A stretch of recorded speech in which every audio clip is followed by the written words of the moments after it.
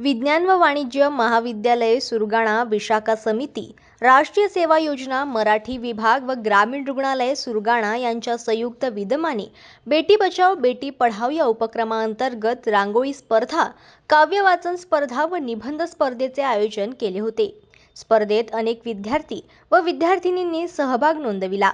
सदर कार्यक्रमासाठी महाविद्यालयाचे प्राचार्य डॉक्टर अरुण पाटील, उपप्राचार्य प्राचार्य विजय अहिरे, शैक्षणिक सुपरवायझर प्राचार्य सुरेश भोये यांचे मार्गदर्शन लाभले।